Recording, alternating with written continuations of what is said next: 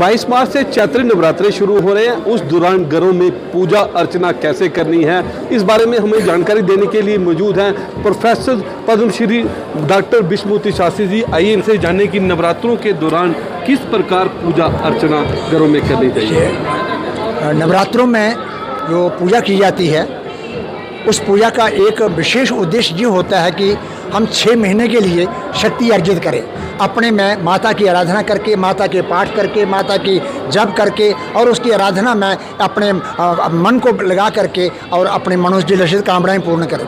अब उपासनाएं जो हैं वो कई प्रकार की होती हैं, लेकिन इस समय जो नवरात्र में की जाने वाली जो उपासना है वो यही है कि एक तो सबसे पहले अपने मन को, बुद्धि को पवित्र करके, अपने वातावरण को पवित्र करके, जिस जगह पर आपने पूजा पाठ करना है वहाँ का सारा वातावरण कक्ष को पवित्र करके उसके बाद आप पूजा करने के लिए तैयार हो जाएं। और शाखा खेतरी जो बीजी जाती है वो खेतरी जो है वो हमारे इसी का प्रतीक होती है कि 6 महीने का लिए हमारा समय कैसा होगा। उसके लिए अलग अलग सी बातें हैं कि काली शाखा हो या दूसरी शाखा हो तो किस इस प्रकार के फल को देती है। तो अवृष्टिम कुरुते कृष्णम, जैसे काली शाखा जो होती है वो यदि उगे तो बारिश का अभाव होता है, वृष्टि नहीं होती। धूम्राभंग कलहन, तथा यदि धूम्र वर्ण की यदि शाखा उगे तो लड़ाई झगड़े का कारण बनती है। और अपूर्णम जन नाशंच, कहीं से उगे कहीं से नहीं उगे तो जनता का नाश होता है।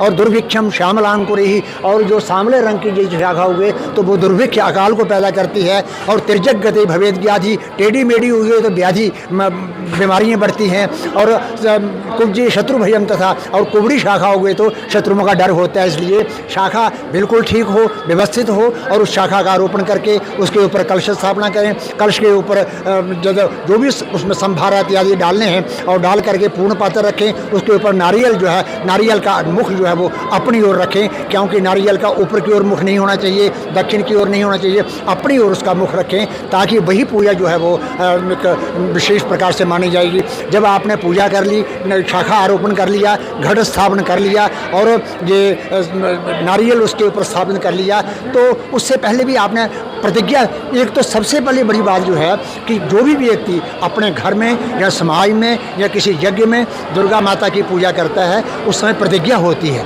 प्रतिज्ञा जो है वो ये है कि मैं अपना गोत्र, अपना नाम लेकर के पति पत्नी या जो भी कोई स्त्री है वो अपने परिवार के कल्याण के लिए, अपने कल्याण के लिए, अपनी उन्नति के लिए या समाज के सौहार्द के लिए या पूरे संसार के कल्याण के लिए आज से लेकर के मैं इतने दिन तक ये व्रत करने लगा हूँ। और भगवती की पूजा के साथ साथ जब उसने वो हो जाए, गणेश का पूजन किया और घट स्थापन किया। घट स्थापन करने के बाद यदि बहुत बड़े मंडप हैं तो उनका पूजन होता है, नहीं तो अपने कन्या का पूजन होता है। कन्या का पूजन भी हमारे यहाँ पर ये एक विशेष महत्व रखता है। और कन्या का पूजन भी जो करना चाहिए वो या तो पहले दिन एक कन्या का पूजन करें, दूसरे दिन दूसरी 2 कन्याओं का, तीसरे दिन 3 कन्याओं का, इसी प्रकार वृद्धि क्रम से उन कन्याओं को हम बढ़ाते चलें और नवरात्र तक 9 कन्याओं का हम बड़ी प्रकार से पूजन करें। और उसके साथ यदि ऐसा नहीं हो तो प्रतिदिन 9 कन्याओं का भी पूजन कर सकते हैं। और यदि ऐसा भी ना हो तो प्रतिदिन 3-3 कन्याओं का, महाकाली, महालक्ष्मी, महास्वरूप स्वरूप का कन्याओं का पूजन कर सकते हैं। उसके बाद जो ज्ञानार्थे ब्राह्मणी कन्या, ज्ञान की प्राप्ति के लिए या कार्य सिद्धि के लिए ब्राह्मण की कन्या का पूजन करना चाहिए। उसके बाद कहा है कि भाई जब हमें विजय चाहिए, अपने जीत चाहिए हर जगह पर, तो क्षत्रिय वर्ण की कन्या का पूजन करना चाहिए। जब धन चाहिए तो धनार्थे वैश्य वंशोत्थान, धन के लिए जो महाजन वंश में पैदा हुई कन्याएं हैं उनका पूजन करना चाहिए। पुत्रार्थे शूद्र वंशियाँ, पुत्र के लिए पुत्र की प्राप्ति करनी हो तो शूद्र वंश में पैदा हुई जो कन्या है उसका पूजन करना चाहिए। इस प्रकार हर प्रकार अपनी मनोकामना के आधार पर उन कन्याओं का पूजन करें और अपना एक जप, चाहे वो आप निवारण मंत्र ले लें, ऐं ह्रीं क्लीं चामुंडाय विचि सर्वमंगल मांगल्ये शिवे सर्वार्थ साधिके शरण्ये त्र्यंबके गौरी नारायणी नमोस्तुते, इस मंत्र को ले लें।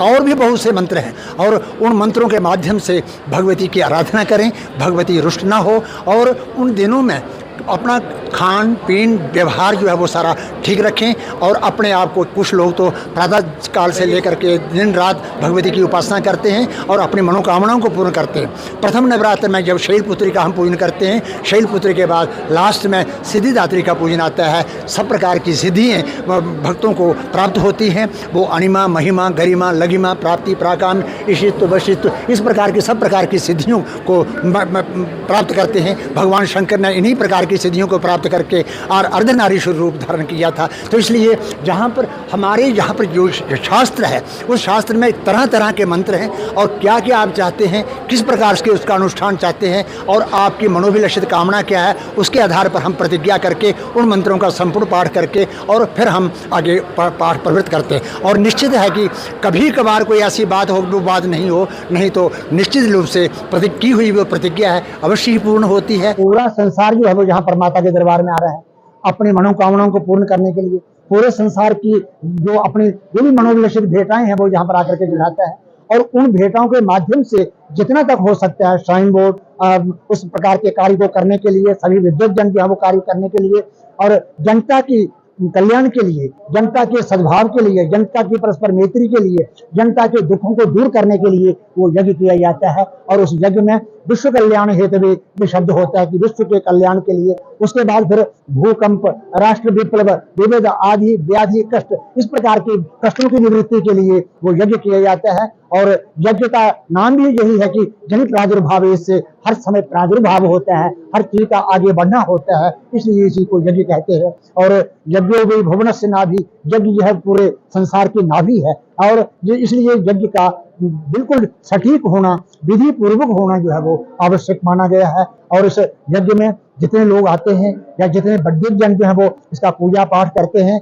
उन मंत्रों का जो अर्थ होता है वो वास्तव में अपने आप में एक सब प्रकार की जनता का कल्याण करने वाला होता है। उसमें अपना कोई किसी प्रकार का ये नहीं होता कि मेरा यहाँ पर जो हो, यदि जनता का कल्याण होगा, सबका कल्याण होगा, उसमें हमारा भी कल्याण होगा। तो इसलिए उस यज्ञ को हम बड़ी प्रकार से करते हैं और विशेष प्रकार से एक बात कहते हैं कि तुम वैष्णवी शक्ति अनंत वीर्या विश्वस्य वीर्यम परमासी माया सम्मोहितम देव समस्तमेत तुम दे प्रसन्ना भूल मुक्ति हेतु। ये परम कल्याणकारिणी जो भगवती है, ये पूरे विश्व की माता है। और यदि ब्रह्मा विष्णु महेश जो हैं वो भी इसी के ऊपर निर्भर है। यदि ये अपना आशीर्वाद उनको न दे, वो अपना काम करने के लिए समर्थ नहीं हो सकती है। इसीलिए वहां पर कहा है कि ब्रह्मा जगत सृजति पालयति इंद्रियशः शंभुर विनाशयति देवी तव प्रभावे न स्यात् कृपा यदि तव प्रकट प्रभावे न स्यात् कथंचिदपि ते नीतारि। आपके प्रभाव की कृपा उन पर यदि नहीं होगी तो वो भी अपना काम करने के लिए समर्थ नहीं हो सकते हैं। इतनी बड़ी शक्ति और ऐसी शक्ति जगत जननी जगदम्बा वैष्णवी जो है, ये सबका कल्याण करे और पूरे विश्व का कल्याण करती है, पूरे विश्व को एक दृष्टि से देखती है। आप जानते हैं कितनी जहाँ पर भीड़ चल रही है यात्रियों की, और वहां पर महाकाली, महालक्ष्मी और महासरस्वती इतना कहते हुए अब भक्त जो है वो आगे चले जाते हैं। कितनी आंखें हैं उसकी और किस प्रकार से पूरे विश्व को, पूरे भक्तों को देखती है और उनकी मनोभिलषित कामनाएं पूर्ण करती है। ये अपने आप में बहुत बड़ी बात है और हम भी उस यज्ञ के द्वारा पूरे संसार के लिए, पूरे विश्व के कल्याण के लिए, प्रत्येक व्यक्ति के कल्याण के लिए हम कामना करते हैं। जैसे प्रोफेसर विष्णुमूर्ति शास्त्री जी जिन्होंने बताया कि नवरात्रों में पूजा अर्चना कैसे करनी चाहिए, वहीं उन्होंने वैष्णो देवी भवन पर होने वाले शत चंडी महायज्ञ का महत्व भी बताया। अमित शर्मा, पंजाब केसरी टीवी।